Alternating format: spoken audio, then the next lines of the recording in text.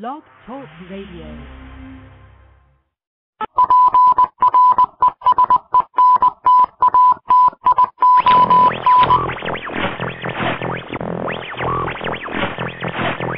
Welcome. There's a time when the operation of the machine becomes so odious, makes you so sick at heart that you can't take part. You can't even passively take part. And you've got to put your bodies upon the gears and upon the wheels, upon the levers, upon all the apparatus, and you've got to make it stop. And you've got to indicate to the people who run it, to the people who own it, that unless you're free, the machine will be prevented from working at all. I want the truth. You can't handle the truth. As long as the Matrix exists, the human race will never be free. Start somewhere. It has to start sometime. What better place than here? What better time than now?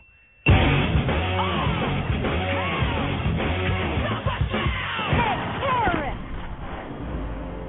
Terrorize this.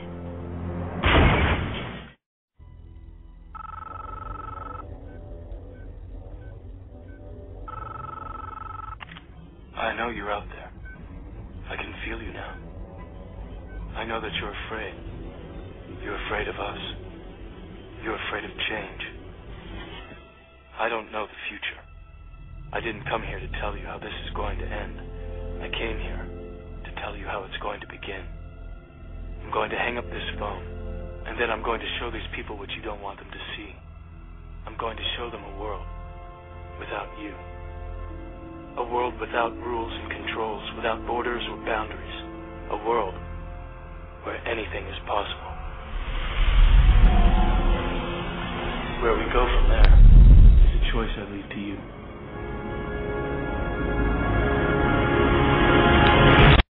Greetings, revolutionaries, evolutionaries, survivalists, and preppers. It is Thursday, November 10th, and you have found yourselves growing up and accepting the truth here on the front lines of this war on our humanity. I'm your host, Darren Stone, broadcasting you live from radiation rain-soaked FEMA Region 1. Ooh, it's all a glow. Tonight's call-in number is 917-889-3064, should you decide to speak your mind, because, remember, people, being black-bagged, thrown in solitary indefinitely per order of the Patriot Act is not the time to let your voice be heard. So, 917-889-3064, all callers are welcome. You can even disagree with me and call me a wacko. I don't even care.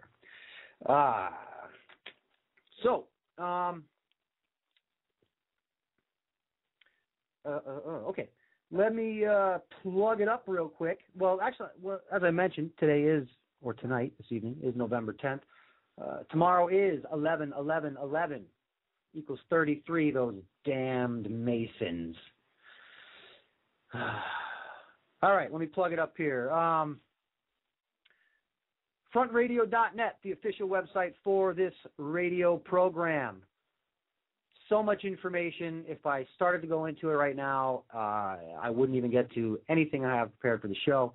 So just click on over to FrontRadio.net. And if you're a weather buff, space buff, extreme weather buff, hit the Live Earth and Tools button. You will be in your glory, trust me. Also, Facebookers, Facebook the front and hit the like button, please. We're creeping up on 200. Look, it's a small show, 200 big number for me. Let's just get over the hump. It's bugging me. Come on. 4 more people hit the like button. And if you're a tweeter, follow us on Twitter, the front on Twitter. The O is a 0. The front and the O is a 0. YouTube, check out the Front's YouTube channel. And you can get there via frontradio.net. Also, if you want to shoot me an email and just tell me how awesome the show is, if you have a big radio contract for me, just shoot me an email at thefront@live.com.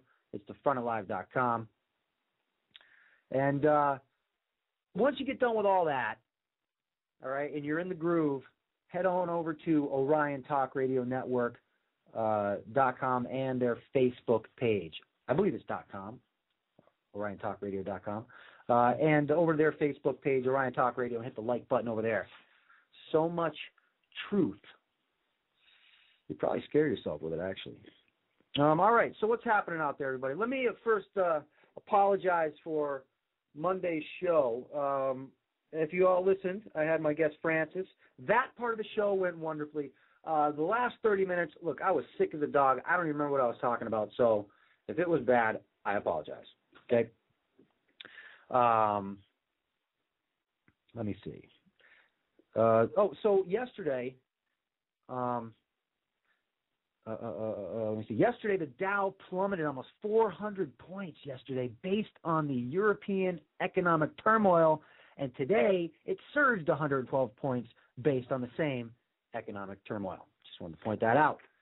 Also, how many people are out there on Tuesday evening at 6:28 looking for YU-55 to fly by? I was out there with my binoculars, and I didn't see a damn thing, just like Francis said. I didn't bother waiting up to see if it was going to hit the moon. I figured I'd hear about it in the morning, and I guess it didn't hit the moon. So, amateur astronomer extraordinaire Francis Walsh was correct in his assessment of YU-55.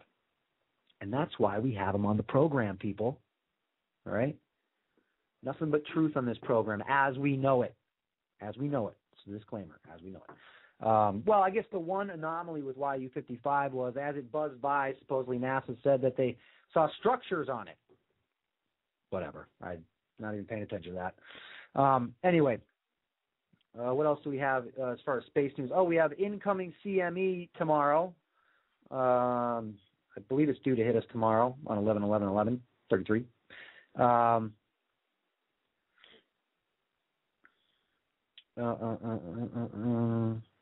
Let me see. Also, what happened? The emergency, the EAS test supposedly went off yesterday. I didn't hear a damn thing here in my area, FEMA Region 1. I don't know if anybody else heard it. I didn't hear anything.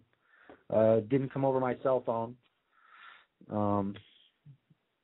Didn't come over my computer.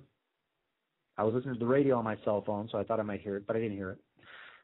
I read that it worked in some places, didn't work in other places.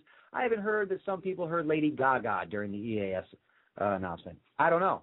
Maybe that was what the warning was all about. Lady Gaga was approaching. I have no clue. I didn't hear a thing. What else we have? Oh, also El Hero is ramping up. You guys all know what El Hero is, right?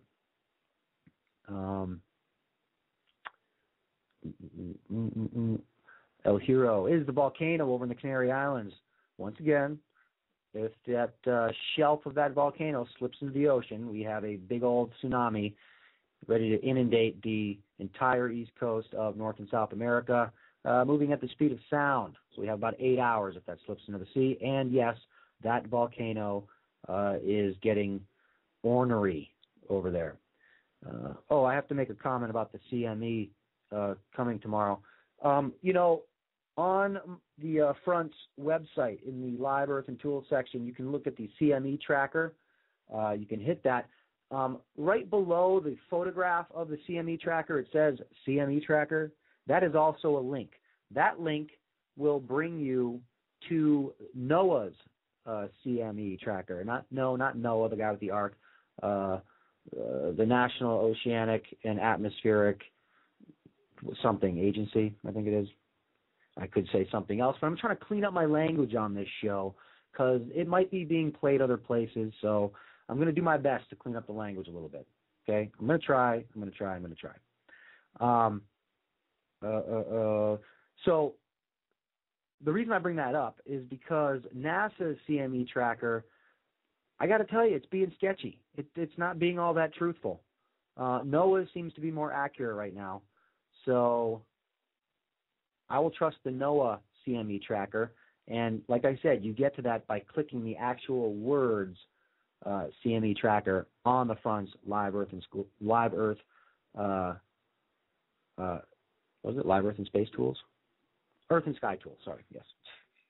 It's the 80s.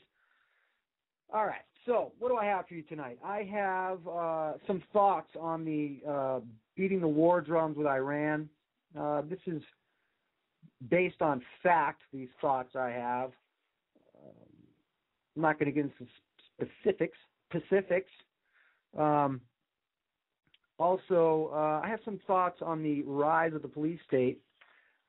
What do I have? I have some extreme poverty now at record levels in this country. I'm working into some things that you probably don't know about this country. Maybe you know some of them, maybe you don't know all of them, but they are painful truths to help with the disillusionment some people have about where they live.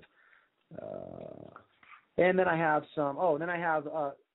top 10 reasons America depends on survivalists and preppers. I touched on that a little bit last show, I remember, when I said that we would all be much better off in a disaster-type scenario if everybody prepared a little bit. That way we can help each other. But we'll get into that a little bit later in the program. So,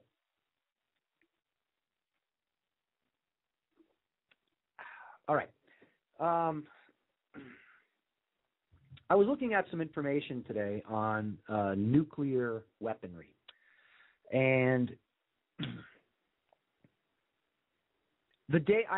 supposedly the days of the big bombs, the big nuke bombs, are over. That's supposedly. Now, tactically, I guess smaller suitcase type nukes, or tactical nukes they call them, are all the rage.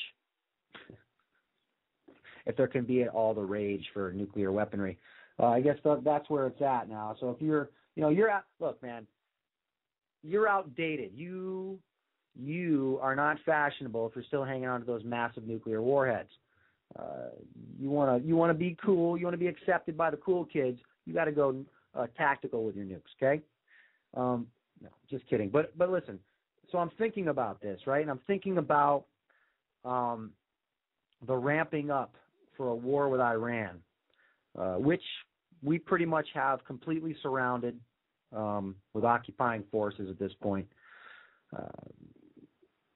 If I was Iran or one of the citizens of Iran, I'd be fairly nervous right now.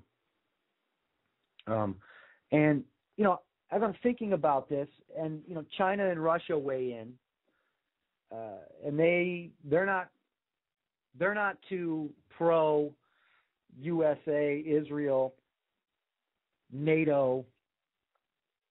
They're not too into us attacking Iran, and I agree. I'm not either. I don't agree with us attacking anybody for any reason. I believe in defensive positions. Okay.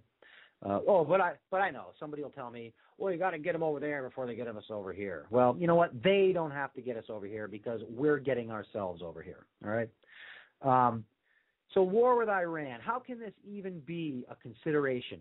I mean, honestly, to any thinking, rational person, how can this even be a consideration? To risk war with Russia and China, I mean, it's kind of comical that the only country in history to ever use nuclear weapons on innocent people has the balls to run around pointing the finger and saying how dangerous someone else would be if they acquired nuke capabilities, right? I mean, it boggles the mind, the rationale. Hey, look it. America can have nuclear weaponry because we're responsible. Hey, listen, forget about that time we dropped a couple bombs on Nagasaki and Hiroshima. Forget about that. That's in the past. And that's like saying, that's like Jeffrey Dahmer saying, "Hey, that guy over there is gonna be dangerous if he gets a hold of a knife," while Dahmer's holding a knife. I mean, it makes no sense at all, So we can be the proud residents of the only country in history that's ever bombed innocent civilians with nuclear weapons. All in the name of peace and freedom, of course. I mean, that's the only reason we do it, right? It's the only way. I mean, because we can see how much peace and freedom, the bombing of Nagasaki and Hiroshima has given the world, right? We can see how peaceful everything is now. Well, we can see how peaceful everything is since we, had to take out Saddam Hussein, who was a threat to the entire world, supposedly. Obviously, things have gotten much more peaceful since then, right? So, I mean, it only goes to show you that if we started all-out World War III by attacking Iran, I'm sure we'd end up in a much more peaceful place, like, vaporized or 6 feet under, It's, it's just, when I hear some people pro attacking Iran, and the only conclusion I can come to when people are pro attacking Iran is they are fearful people. They have bought into the whole fear mechanism perpetrated by the government. But there's somebody out there that wants to kill them because they are so free, because they don't agree with your way of life. That in a sense is true. If I was living in a Middle Eastern country and I watched the United States come in and occupy everything around me and slaughter people for the last decade, I wouldn't like your way of life either. And I'm sure the mechanisms over there fill their heads with stuff about us. When in reality, people are just people for the most part. The people in Iran, they play Xbox and PlayStation just like you do. They like to go shopping and they like to do stuff just like you do. Ride their bike, play with their dog, all that stuff. So how can anybody actually back a military conflict with Iran, putting their own family at risk of either biological or tactical nuclear retaliation, supposed retaliation? Then you have to actually buy the fact that anything that would happen here in response to that would actually be carried out by the Iranian special forces or the Iranian. What is it? Iran has some really badass special forces. I cannot remember their name, but they're nothing to mess with. They're some of the best in the world, as I have read. I could be wrong. And the other point with this is anybody who supposedly supports the troops, all right, if you support the troops and you're pro-Iran bombing of Iran, then you have to understand that there's going to be a whole lot of American troops that are going to be caught right in the middle of that whole thing and will be fodder for Iran. But that's okay, because you see, our government will use your anger at the massive slaughtering of those troops to get you to back them even more. Is it the Revolutionary Guard? Thank you. Is it the Revolutionary Guard? Is that what they're called?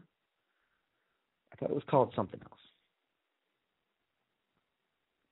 But hey, all right. Now, as far as I know, Iran has never attacked anyone. They have never denied a nuke inspection. And like I said, they play Xbox and PlayStation just like you. So how can anybody justify this? How can anybody justify putting all of us over here in danger of starting a global conflict with Russia and China?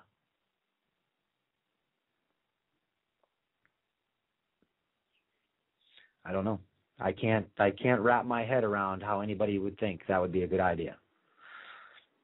Just can't do it. If anybody has any idea why, if anybody can tell me why it's a good idea, why we should attack Iran or back the attacking of Iran, I would like to know. So give me a call, 917-889-3064, and set me straight. All right, let's get into this. This reality of what's happening to our country. Extreme poverty is now at record levels. 19 statistics about the poor that will astound you. According to the U.S. Census Bureau, a higher percentage of Americans is living in extreme poverty than they have ever measured before. In 2010, we were told that the economy was recovering. I think that was 2009, right? Summer of recovery, 2009, summer of recovery. Yeah, Just one more thing the government told us that's not true. In 2010, we're told that the economy was recovering, but the truth is that the number of the very poor soared to heights never seen previously. Back in it's those damn Republicans, people. They're blocking Obama for getting his jobs bill passed. Okay? It's all the Republicans' fault. We're not going to talk about the 2 years in the beginning of Obama's administration the Democrats ran everything. Okay? We're not going to talk about that. That's long gone. We're not going to remember that. So it's all the Republicans' fault. They're both the same, everybody. Doesn't matter. It's like WWF wrestling. On TV, they appear to be enemies, but in the back rooms, in the little boy brothels and the cocaine orgies, everybody's buddy-buddy. Then they videotape that stuff and use it against them. I'm probably not going to get into Penn State yet. So, very poor, people that have become very poor have soared to heights never seen previously. Back in 1993 and back in 2009, the rate of extreme poverty was just over 6%, and that represented the worst numbers on record. But in 2010, the rate of extreme poverty hit a whopping 6.7%.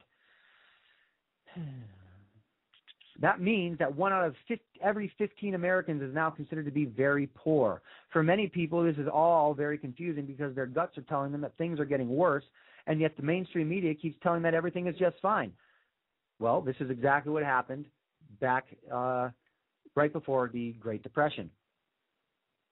People were being told that everything was fine. Everything's fine, everything's fine, everything's fine. And obviously nothing was fine. Because you see, the most important thing to the system, to the government structure, is maintaining control. That's why they lie to you.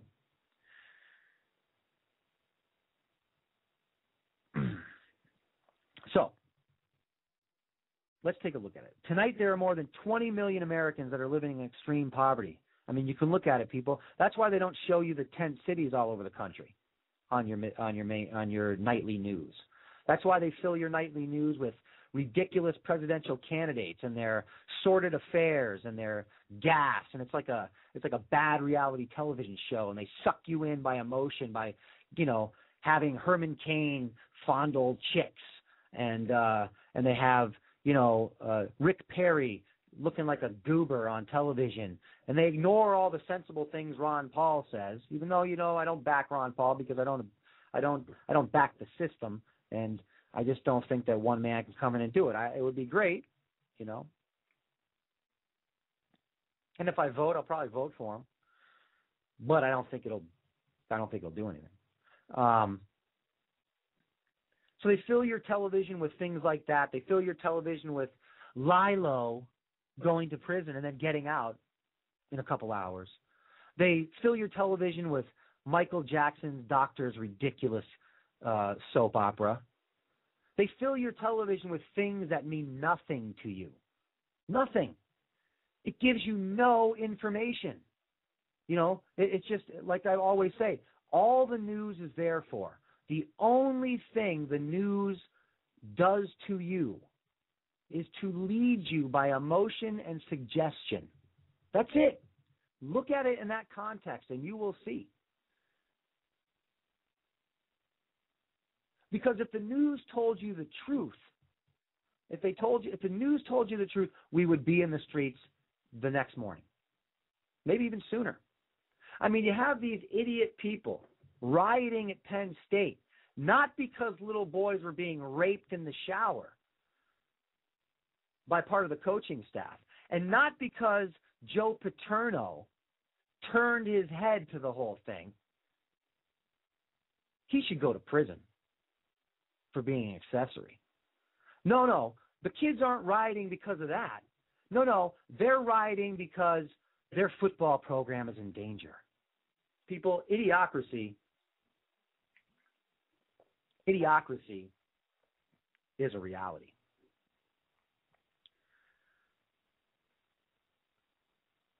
Those people burned over, they flipped some cars and burned them. Can you imagine if the Occupy Wall Street protesters flipped cars and burned them? Those people would probably be getting shot. No. Not the Penn State kids. Nope, not that.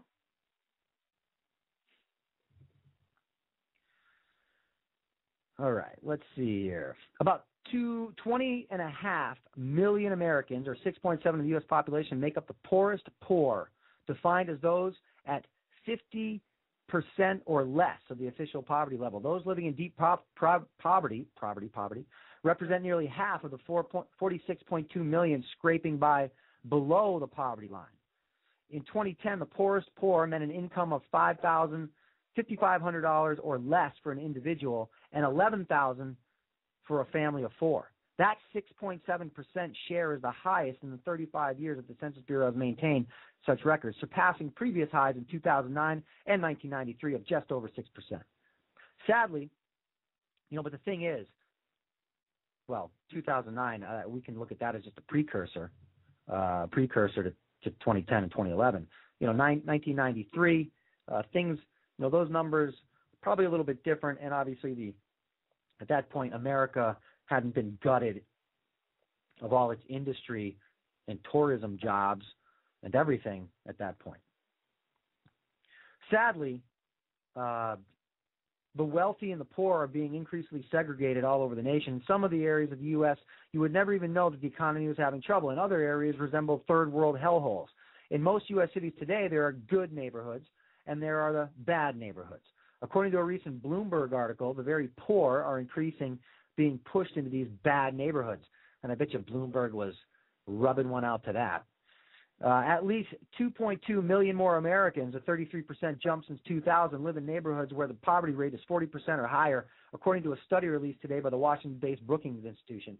Of course, they don't have much of a choice. They can't afford to live, or most of the rest of us do. Today, there are many Americans that openly look down on the poor, but that should never be the case. We should love the poor and want to see them lifted up to a better place. The truth is that with a few bad breaks, any of us could end up in the ranks of the poor. Compassion is a virtue that all of us should seek to develop. Not only that, but the less poor people and the less unemployed people we have, the better it is for our economy. When as many people as possible in the nation are working and doing something economically productive, that maximizes the level of true wealth that a nation is creating. It's true. That is true. And that's why small business really was the backbone, while they let it happen, the backbone of this country.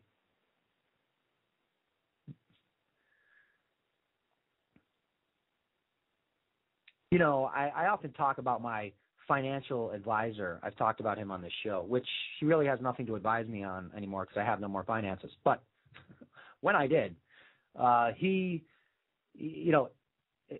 would give me ridiculous advice, and he would call me a conspiracy theorist for wanting to invest in gold and all kinds of stuff. And he told me to never bet against the American dollar. He was speaking to a family member of mine a couple weeks ago, and this family member told him that this family member happens to invest in gold and silver, and my financial advisor was laughing at him, saying, "Oh, you don't want to invest in that garbage. You should be investing in banks." That's really what he said. Notice how he didn't say any, businesses, corporations. No, invest in banks, he said. Yes. Stand-up guy. Let's see. Okay, but today we are losing out on a massive amount of wealth. We have tens of millions of people that are sitting at home on their couches. Instead of creating something of economic value, the rest of us have to support them financially. That is not what any of us should want. And the other thing about this is it's not just people that are poor and that are collecting government subsidies out that people are supporting. It's also the people on psychotropic drugs, people that the medical community have deemed unable to work because they are, quote unquote, too crazy or bipolar or too depressed or some other garbage. So you're supporting them too. Physically able, just supposedly not mentally able.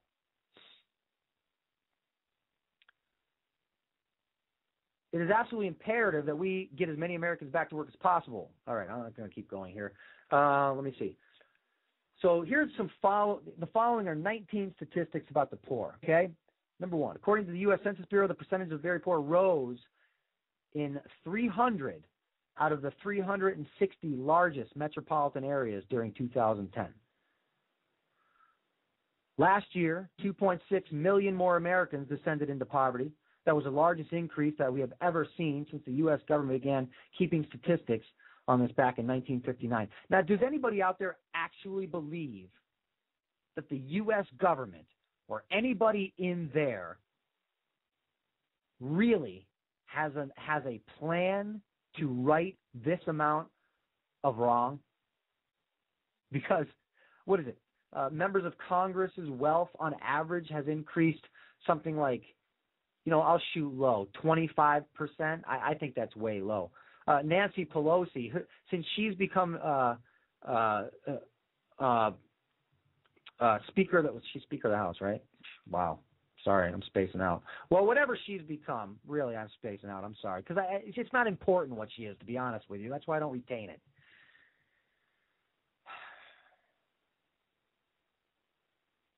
Sure, her wealth has skyrocketed I don't know, she's worth like $60 million now or something like that. But she knows where you're coming from. Don't worry. Sounds like people have a side job. That's what it sounds like to me. It isn't just the ranks of the very poor that are rising. The number of those just considered to be poor is rapidly increasing as well. Back in the year 2000, 11.3% of all Americans were living in poverty. Today, 15.1% of all Americans are living in poverty. The poverty rate for children living in the United States increased to 22% in 2010. 22% of all kids are living in poverty in this country. That means they're probably living in their cars, living in dangerous neighborhoods, living in tents. But people will get outraged about Casey Anthony. Outraged at Casey Anthony.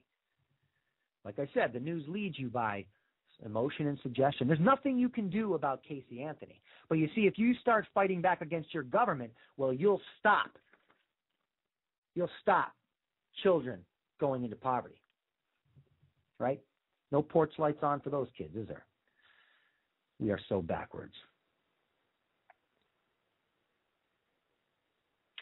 There are 314 counties in the United States where at least 30% of the children are facing food insecurity, i.e. starvation. Excellent point in chat. Yes, what is that going to do for the future of our country? Well, we have to hope those kids actually have a chance to live until they're adults. Because if we continue down this road, which we are, they probably won't make it. We're going to get to that as soon as I finish this article. In Washington, D.C., the child food insecurity rate is 32.3%. Don't worry, Obama's going to get right on that after his India trip, which is costing us $9 million. He'll get right on it, everybody. He'll get on it. More than 20 million U.S. children rely on school meal programs to keep them from going hungry. Yes. School food, top-notch nutrients for the kids. All government, all bought from government corporations. It's all government contracted food. Right, Love Hoops? All right. Love Hoops, that's a person in my chat room, for those of you that listen to this program after the live broadcast. She works in the school system. Just want to say that. In 2010, 42% of all single mothers in the United States were on food stamps. 42% of all single mothers in the United States are on food stamps. But hey, look, J.P. Morgan Chase, okay? J.P. Morgan Chase, they love single mommies and single mommies on food stamps because they produce the food stamps. They profit from the food stamps. Remember, I covered that a few shows ago. Don't believe me? Look it up. J.P. Morgan Chase, food stamps. Google it. Scroogle it. Whatever you want to do to it. You'll see. We are told, wait a minute. And the number of Americans on food stamps has increased 74%. 74%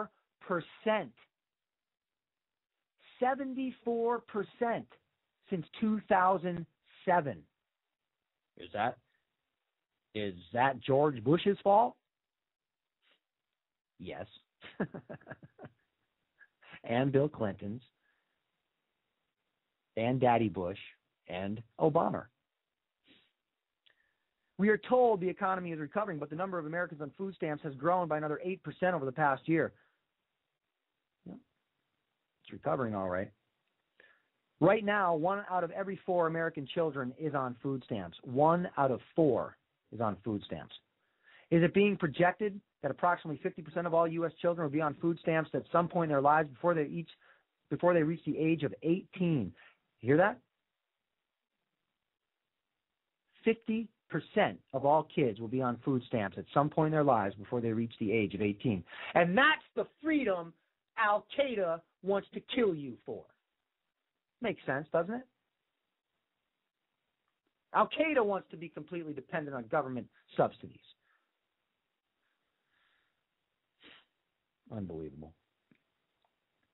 More than 50 million Americans are now on Medicaid. Back in 1965, only 1 out of every 50 Americans was on Medicaid. Today, approximately 1 out of every 6 Americans is on Medicaid. You know, let me just say something about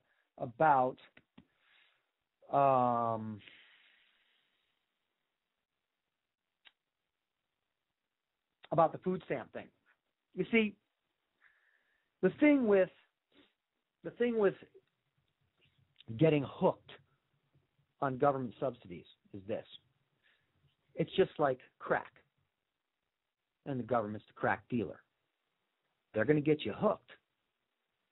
And then they're going to have the power to take it away. Or they'll threaten with taking it away to control you. You know, when your little kid who's on food stamps goes to his state-run school, and the school nurse decides to evaluate your child's BMI, well, and your child is going to be considered obese by the school's definition of BMI, body mass index, which I've spoken about a few times on this program, a completely irrelevant and fraudulent way to determine an individual's health. It doesn't work. It doesn't mean a damn thing. Those of you who listen to the program know that I've worked in the health and fitness industry for most of my life. I would never even consider using body mass index as a way to determine anybody's health because it's ridiculous and fraudulent, and it doesn't, the information is useless. Body mass index is height versus weight ratio. That's it. Does not take into consideration the composition of the human body, i.e. how much lean muscle tissue versus how much body fat.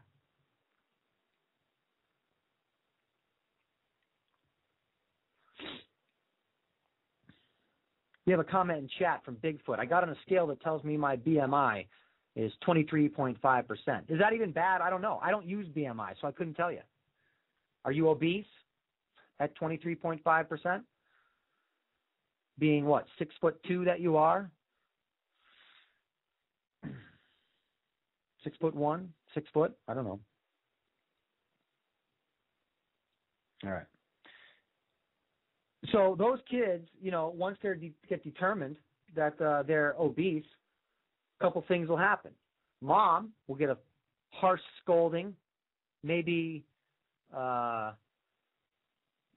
cutback in the food stamps. They go, well, you're using too many food stamps. You're eating too much. Whatever, there'll be punishment. It's just ridiculous. It's just control. Let's move on. One out of every 6 Americans is now enrolled in at least one government anti-poverty program.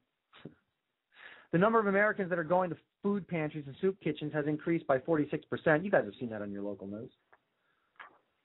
And it's estimated that up to 500,000 children may currently be homeless in the United States. But that's not on your news, is it? And yes, per area, muscle is heavier than fat. Yes, if you have a block, say, 6-inch by 6-inch block of muscle versus a 6-inch by 6-inch block of fat, the muscle will weigh more. The fat won't even be a block because fat has no shape. It's like throwing pudding in a plastic bag. Is really what fat would look like on a table. No, I used a measurement. I didn't say 1 pound of muscle is heavier than 1 pound of fat. No. Not going for that one. All right. So with all this poverty, with all the starvation, with all the hunger going on, and with the world population, hitting 7 billion, what do you think the next step is? With the police state obviously here, if any of you are watching YouTube videos or any information coming out of the Occupy Wall Street protests, the police brutality, and the police brutality was off the charts before the Occupy Wall Street protests began. I was watching a video. I think it was somebody said it was out of Berkeley. I did not verify where this is from. I just watched it today. I posted up on the Front's Facebook page and the Front's website, FrontRadio.net. But you can see these students protesting, and these police are in full body armor, riot gear, helmets, and they're taking their batons and in a spear-like fashion jabbing their batons into the stomachs of college girls and boys, into their stomachs, doubling them over and smacking them with their clubs. These are unarmed civilians, unarmed people. Brave. Wow, you guys are brave. Brave. You know,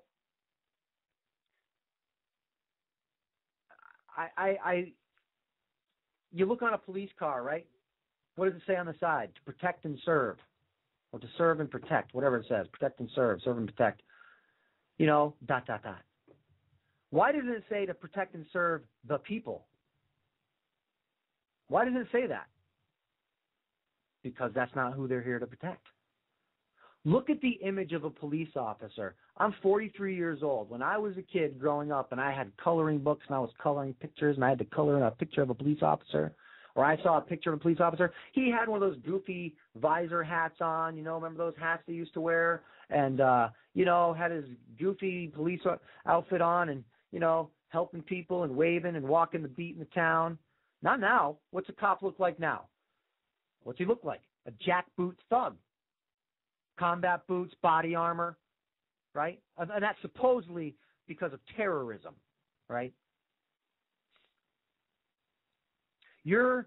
I can't even remember the statistic, 100 times more likely, probably higher than that, more likely to die from a bee sting than you are from a terrorist attack. You are more likely to die on your bicycle, crashing on your bicycle and hitting your head on the pavement than you are from a terrorist.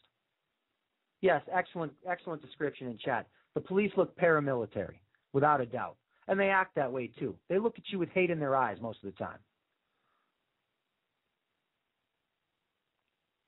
So what's the next step? Well, if you whip out the tyranny handbook and you look through history, well, as people start to starve more, as they become more desperate, as they're hungry, as they start to get upset, as they start getting in the streets, well then, what are you going to do with all these starving people? Well, if we're repeating history, which it seems like we are, on a much more grandiose scale, I must say, though, then the next step will be death. You want to know what your FEMA camps are for? You want to know what those trains are for? You don't think that stuff is real? It is. You don't think that'll happen here?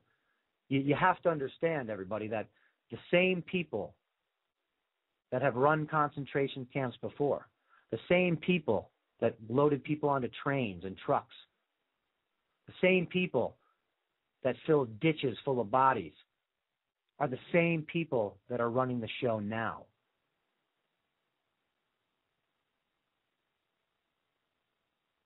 Yes, another excellent point in chat. And the coffins.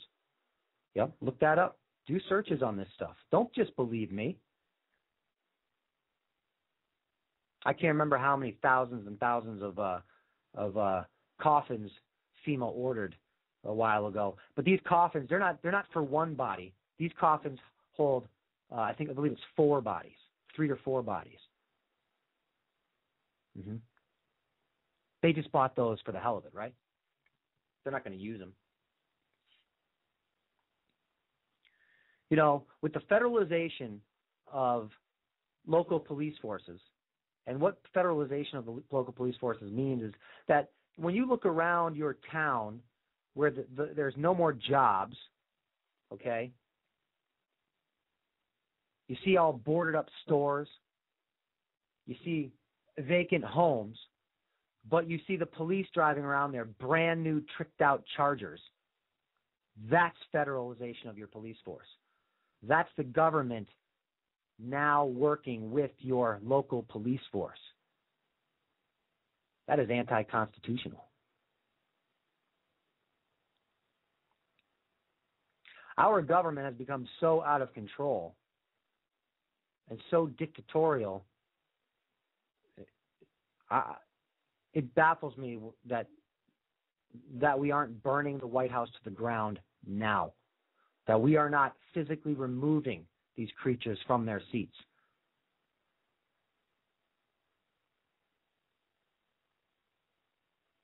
You know, not to leave out private security, private merc companies, private mercenary corporations operating within the United States, corporations like Xi and Whackenut.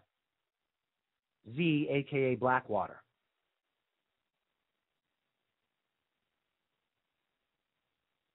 You know, and the thing with I want to go back. The police driving around in these Chargers, you know, these Dodge Chargers, do those cars not look intimidating when they're all blacked out with all the police crap all over them? You don't think that's the intent? You don't think that's why most cops are dressed in black now? You don't think that's a psychological attack on you, on the public, for intimidation? Of course it is. The powers that be want to eradicate 85% of people on this planet. Okay? They want to eradicate 85% of the people on this planet and maintain a population of 500 million. To them, that's sustainable.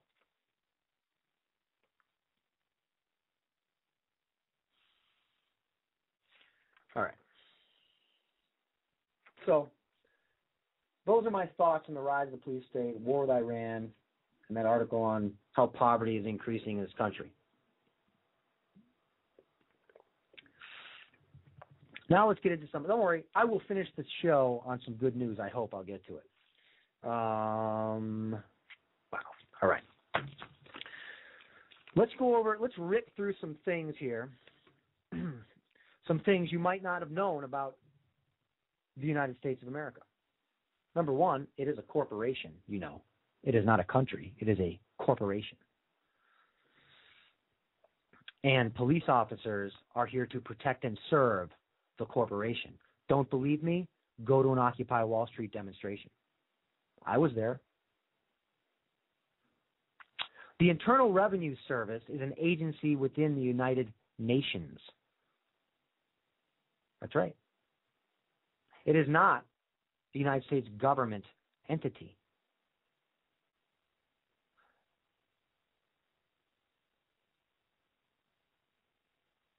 The International Monetary Fund is also an agency of the United Nations. The United States hasn't had a treasury since 1921. The United States Treasury is now the International Monetary Fund. Now, these things that I'm telling you all have references. I will post this up. You can check these references yourself. So the Internal Revenue Service is not a U.S. government agency. It is an agency of the IMF and the United Nations. So when you pay your federal income tax, like I always tell you, every penny of that, through your entire life that you've paid in, every penny that your parents, your grandparents, everybody you know that's paid in, has all gone to some guys to pay on the interest on the debt that the United States government borrows from another institution that is not part of the United States or part of the United States government, and that would be the Federal Reserve.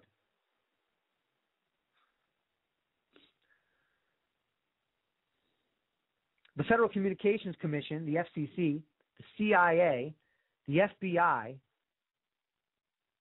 NASA, and all the alphabet agencies were never part of the United States government, even though the U.S. holds stock in those agencies.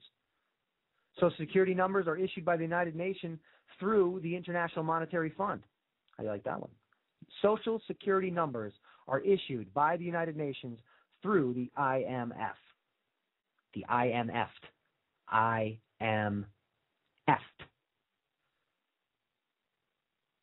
The application for such form is the SS5 form of the Department of Treasury. Issues, not the Social Security Administration. The new forms don't state who publishes them, while the old ones say the Department of Treasury. That's right. The only people, in Obama's words, the only people who don't tell the truth, they have something to hide. Oh, no shit, huh, Barry? No judicial courts in America since 1789. Judges don't enforce the statutes and codes. Executive administrators enforce them. According to GATT, you must have a Social Security number. According to GATT. We have a one world government, one world law, and one world monetary system. The United Nations is a one world super government. That is true. I mean, honestly, look at the United Nations. What an utter bunch of garbage. Created just after World War I, using the name the League of Nations, so that no other wars of like that would ever happen again. They had to all unite together as the United Nations and spread peace throughout the land. That happened after World War I. How's their track record? Pretty good? Pretty good.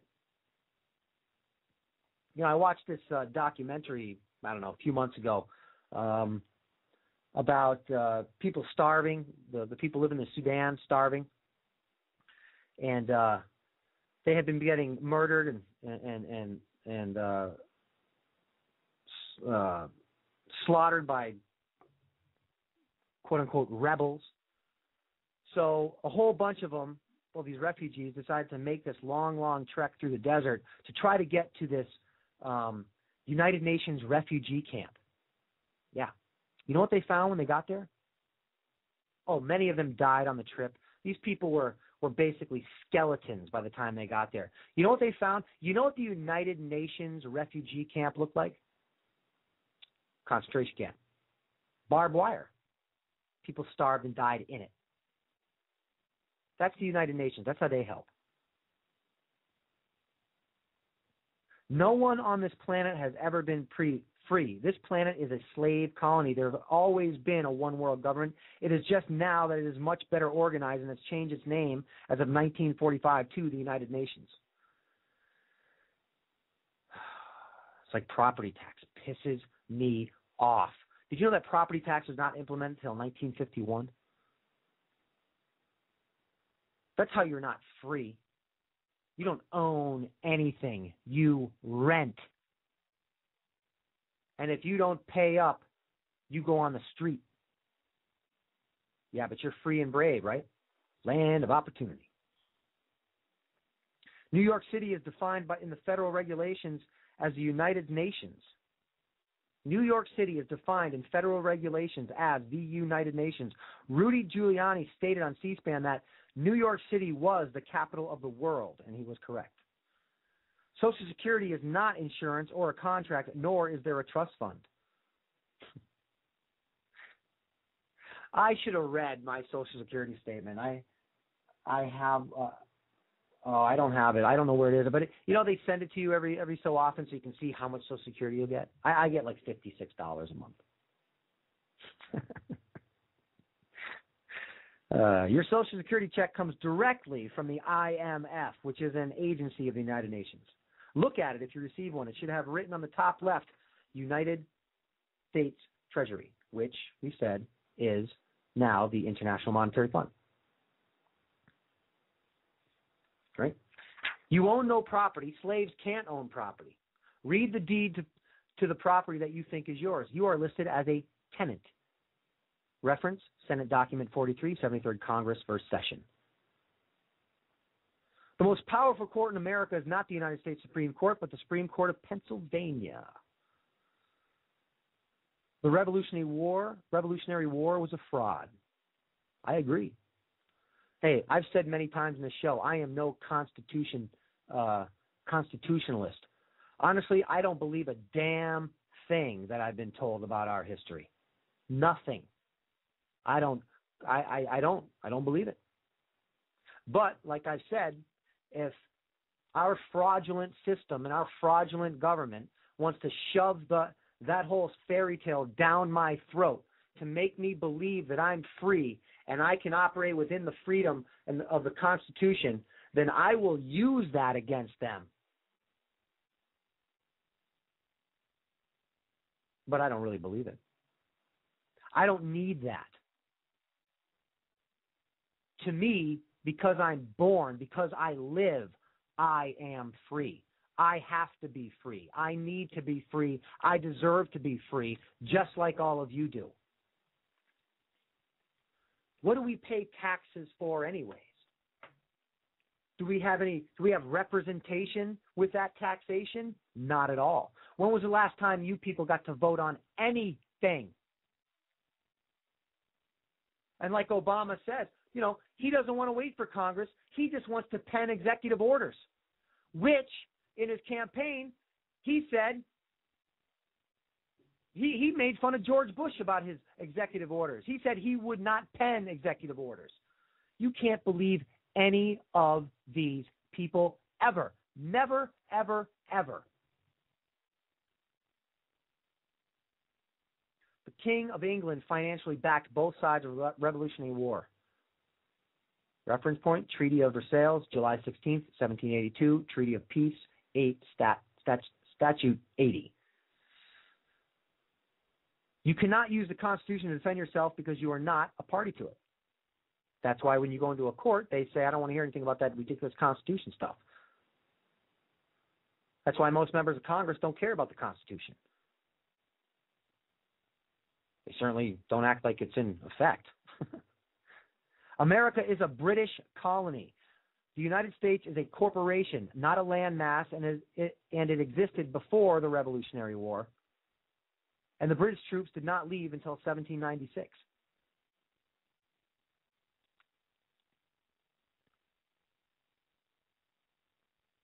Britain is owned by the Vatican. Reference point, Treaty of 1213. The Pope can abolish any law in the United States. He can also continually cover up child molestation and little boy rape. I mean, if the Vatican ran Penn State, well, actually, Penn State, they should give the Vatican a call and say, hey, how do you guys work it? We're just going to shuffle some people around, say we're sorry, and get on with it, go sit in our gold thrones while people starve and die all over the country. But, hey, we're spreading the word of God. Right? Because we're a Christian nation based on Christian values, right? I'm no Christian, people. I don't believe the Bible for 1 second. But, again, if our government's going to toe that line of Christianity and say we're based on Christian values, are we really? Really? Is that how the Christians roll, huh? All right. The Pope has ordered the genocide and enslavement of millions of people. All in the name of God, though. All in the name of God. Reference point, Papal Bulls of 1455 and 1493. The Pope's laws are obligatory to everyone. There's another one. We are slaves and own absolutely nothing, not even what we think are our children. And that's true, because when your child was born and you as a parent signed the birth certificate, there was a third party on your birth certificate, and that was the state. The state will come in and deal with it if there's a conflict. Also, the fact that you signed a birth certificate and signed your Social Security card, that you are now incorporated. You are not an individual. You are the corporation. I am the corporation of Darren Stone. So I am subjected to all of the corporate laws. That's why on every piece of paper, official federal piece of paper you own, your license, your Social Security card, your marriage license, your birth certificate, everything, your name is in all capital letters, because that is how a corporation has to sign a document or be recognized on a document in all capital letters.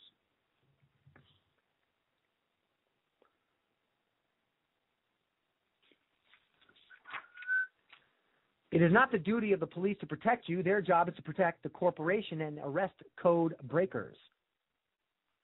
Everything in the United States is for sale. Road, bridges, schools, hospitals, water, prisons, airports, etc. I wonder who bought Klamath Lake. I don't know what that is.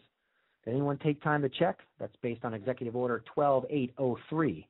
We are human capital. Executive Order 13037. You know that, right?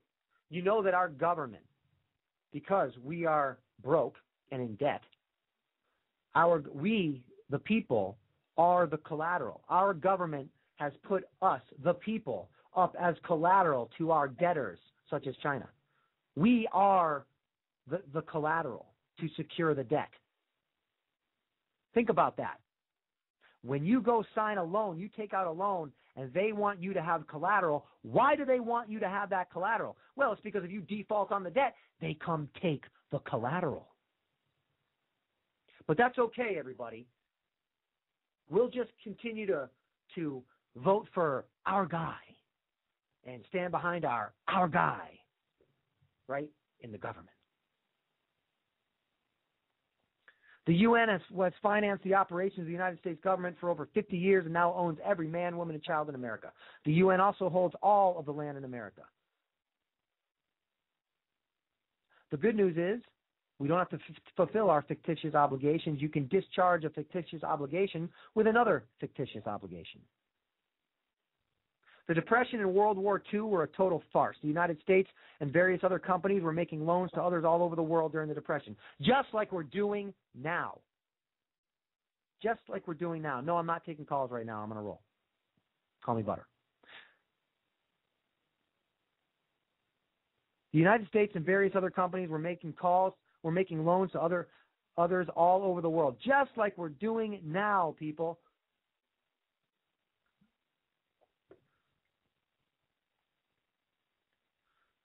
The building of Germany's infrastructure in the 1930s, including the railroads, was financed by the United States.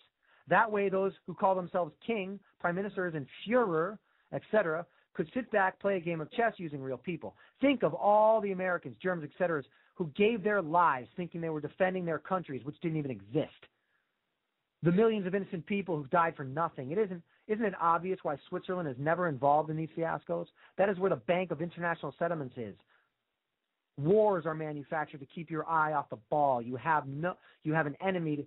You have to have an enemy to keep the illusion of government in place. How's that? All of those things that I just told you are true. And you will be able to reference every single one of them when I post this list up on the Front's Facebook page, which will transfer over the Front's website. And you can see it all for yourself and check it out for yourself and learn it all for yourself.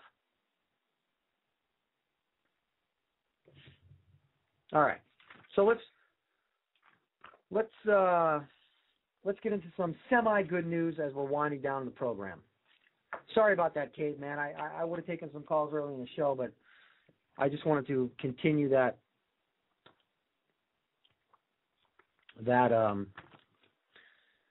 little roll there. All right. So where are we here?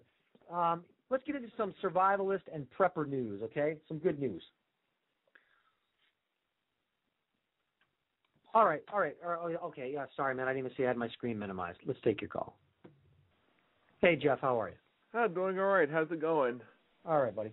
Well, I just came back home from making a payment on my car insurance, all that good stuff. You know, I was doing a lot of walking around in the rain today, so very interesting day. So I'm listening to your program, and And one of the things that says right here is why America depends on survivalists and preppers.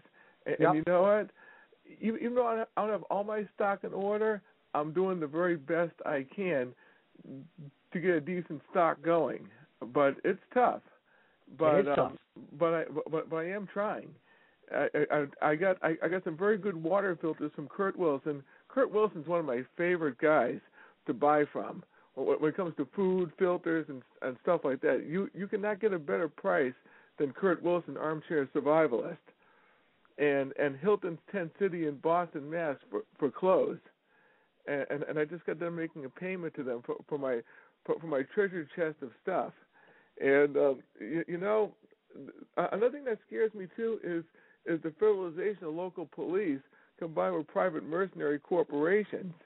And I was talking to a guy at work about this, and I said the police are going to be nationalized. You don't want to be a cop at this time. I bet a lot of these cops want to be cops. These guys get off on it. Most of these guys are getting off on it. Myself, if I was a police officer, I would be a peace officer, meaning I would try to keep the peace, like Greg Everson and somebody like that. That's if I was a cop, that's how I would be. And you know what?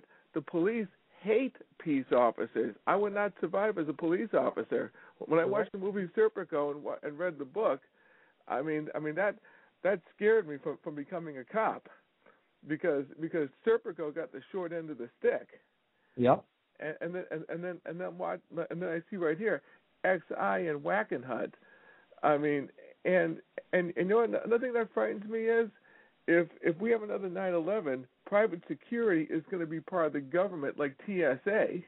I mean, and you know, I've been making this kind of a theme, which is a false flag attack on the John Hancock Tower in Boston. That's what I'm a little partial to, but you got Chicago and you got places like that. Obama is like a cornered rat, and he'll do anything to get in again. And in Roxbury, Massachusetts, but the biggest mosque in the New England area is an incubator for terrorists. If not terrorists, then in our language, intel agents. But whatever, it's pretty much the same thing, which is government intelligence agents at that mosque, and then they'll move from that mosque to attack the Hancock Tower, and then that's it. Well, sure. I mean, what does the government pat themselves on the back? They say that I don't know the time frame, but they've stopped 23 potential terrorist cells and plans in the country in the past, whatever. When all 23 of those supposed, terrorist plans or cells were completely orchestrated, prompted, funded, and manipulated by the feds themselves. Of course. Look at 1993. I mean, it is a fact that in 1993 it was the FBI that gave the so-called terrorists their intel and their materials, and then looking you're right here. You're talking about the first Trade Center bombing, right? Yes, first Trade Center bombing, 1993. That's on public record. The FBI helped them do the whole thing. That's a public record. But hey, we won't pay attention to that, Jeff. That's not real. We're not going to look at that. But it is real. It's like you said, it's on public record. And then another thing that frightens me, because we're short on time, an all-out war with Iran. The thing that frightens me is we have a war with Iran. Israel nukes Iran or does something to Iran. That makes the terrorists in this country angry, because Iran does have intelligence agents in this country, and then they pull something because Israel hit Iran and so forth, and then the Hancock Tower comes down and martial law is called in. So whether it's done by our intelligence agents, or whether it's done by Iranians, or whether it's just Obama being a Muslim communist calls up his Muslim buddies and says, we need some buildings destroyed so I can call in martial law. It doesn't matter. I mean, we would never know the truth anyway. Just like we really don't know the truth when it actually goes down. All we can do is look at the facts afterwards and then say, well, hey, you treat it like a crime. You see who had the motive, who had the who benefited. Follow the money trail, and then it becomes crystal clear. Exactly, but but then we have the materials to search on the money trail. I remember back in 1998, I actually read an article in the Improper Bostonian, and I can't seem to find it on the internet. And this Improper Bostonian article stuck in my mind about a terrorism attack in Boston, and it showed all the vulnerable targets. It showed Mass General, the John Hancock Tower, the subway, all this stuff. And Boston has an earthquake fault right underneath it.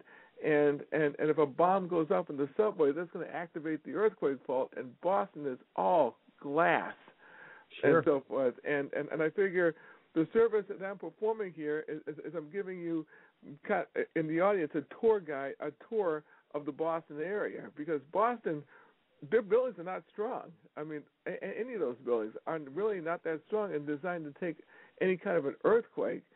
In fact, when the Hancock Tower was first built, because it wasn't reinforced, the glass fell right out of it when it was first built. So that's a fragile building as it is.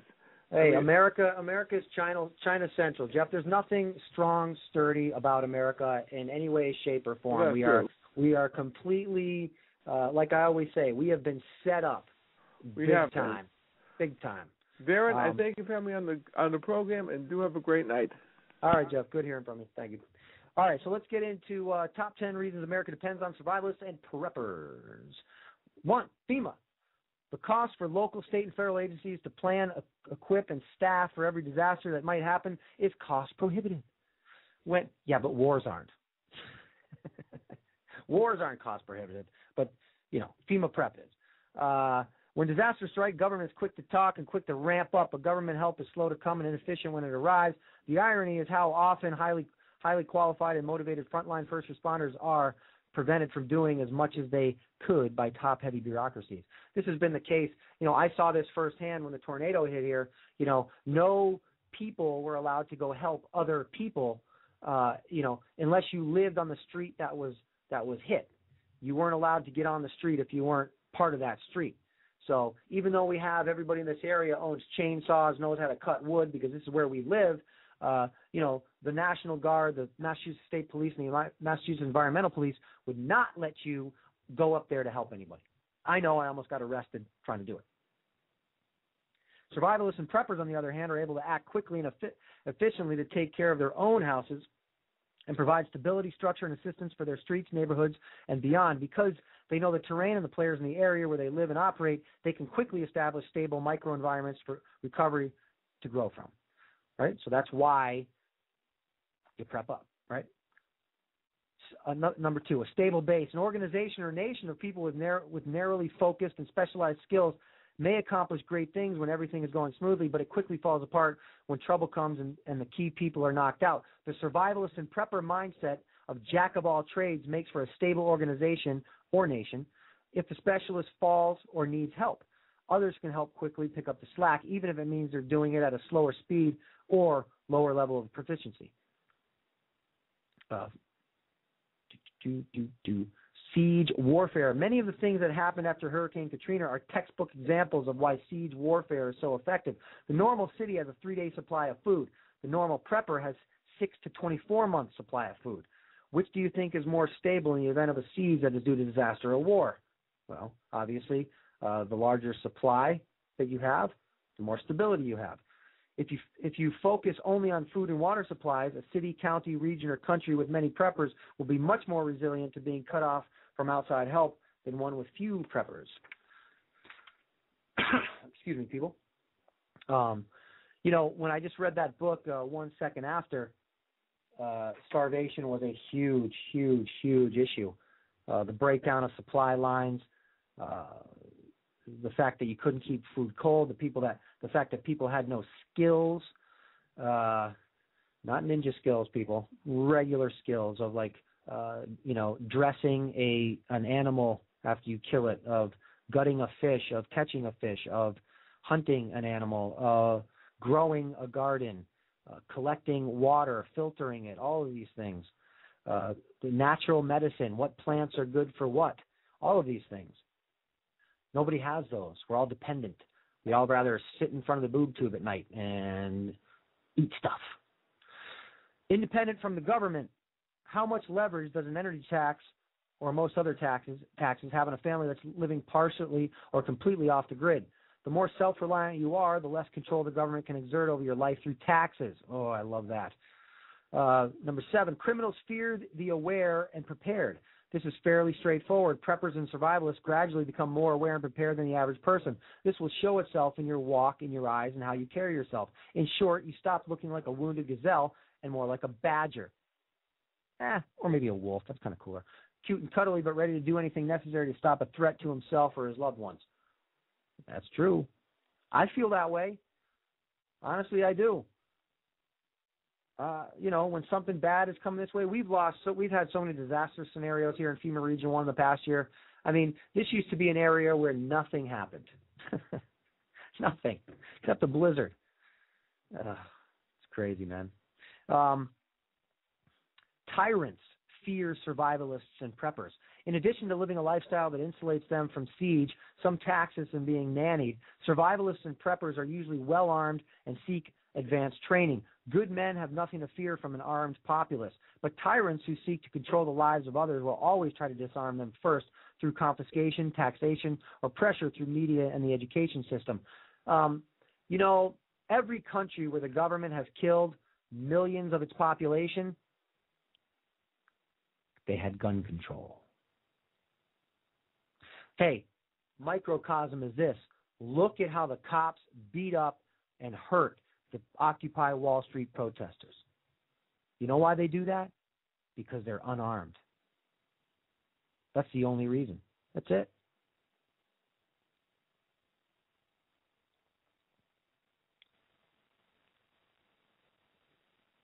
So back to this tyrants fearing survivalists and preppers. I mean, it worked for Adolf Hitler, Mao Zedong, and many more narcissistic mass murderers throughout the ages. It worked so far back, in fact, that Aristotle spoke extensively about how in any society, those who control the arms control the state. Look, I was never a big fan of guns in my life. I was never a gun guy. I could never see the reason to have one. I don't want to hurt anybody. But as I started seeing things decay, rationale tells you, look, things will get bad. You need to protect yourself. I wish nobody had guns. If there was no guns on this planet, I wouldn't want one. Because I don't have to be fearful of somebody with a gun trying to make me do something that I don't want to do, or trying to hurt me, or trying to take something from me. Because then it just comes down to fisticuffs. Number 9, more preppers means fewer refugees and faster recovery from disasters. After a local, regional, or national disaster, the number of refugees will be inversely proportional to the number of preppers and survivalists in the area. In other words, the more preppers you have in an area, the less strain the hospitals, volunteer organizations, and government-run refugee centers will have. Just look at Katrina for that.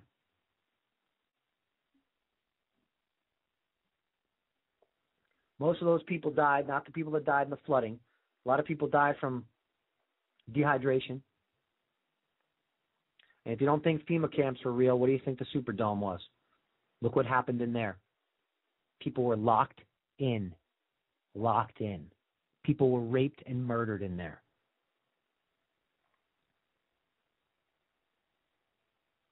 Oh, where am I here? Number 10, more able to help their fellow man. After disaster, you're not going to see very many refugees donating their food, supplies, or time. It's not that they don't want to, but rather it's because they are in a fight for their lives and may be dehydrated, hungry, and tired. Preppers and survivalists who have food storage, water, or water treatment tools, and who have prepared themselves psychologically for disasters will be able to help in several ways. First, they are less likely to become refugees or use time and resources of first responders. Second, since they are prepared for disasters, they can help the people in their immediate area, which will lessen the load on first responders and reduce the number of refugees. Third, by helping themselves and their neighbors, preppers will increase the quality of care for people who do need first responder care or who do need to relocate to a refugee center. In short, the more survivalists and preppers we have, the more stable our families, cities, and the country is as a whole. The thing is that if you're a survivalist or a prepper, then according to mainstream thinking in this country, you're dangerous, maybe even a terrorist, or you're just crazy. You know, I mean, ensuring that you can actually eat, drink, stay warm, and protect yourself if you have to, ensuring, that word I'm using, insurance, that is insurance to make sure that you can live. And yet you are considered, and I am considered, crazy, dangerous, and a terrorist, according to the Southern Poverty Law Center and Department of Homeland Security. But we are forced by law to ensure our home, our cars, our health in case something happens. But if I want to make sure I can live, then I am considered crazy. And if a prepper or survivalist is ever arrested, you know, due to a neighbor seeing something and then saying something, well, then that person is lambasted in the media as a crazy guy. Oh, no, he had thousands of rounds of ammunition and medical supplies and food stored, and he lived right on your street. But yet, you can pay hundreds of thousands of dollars a year in tuition to Penn State, and your little boy can get raped in the shower. That's not dangerous, though. All right, everybody. I think we've made it through episode 161 of The Front. I want to thank you all for being here. I hope you all have a great weekend. I have no clue. No clue what I'm going to do on Monday's show, but we will see what transpires over the weekend, and we will bring it to you in full color truth, high definition truth. This is high definition truth radio, everybody. All right. Hey, listen, hit the website, frontradio.net. Hit the YouTube channel. Not only are these shows on the YouTube channel so you can check them out afterwards, but when you do a YouTube channel, you can put your favorite YouTube videos up there. So I have a whole plethora of informative YouTube channels on my page also. So check that out. Shoot me an email, thefrontalive.com. Hit the Orion Talk Radio Network Facebook page and website. Check out their programming. Excellent stuff. I have personal friends that broadcast on there. All good people. All right, everybody. Have a good night. Have a great weekend. And I will see you Monday, provided we all survive 11/11/11. Good night, everybody. Your choice is simple. Join us and live in peace, or pursue your present course and face obliteration. We shall be waiting for your answer. The decision rests with you.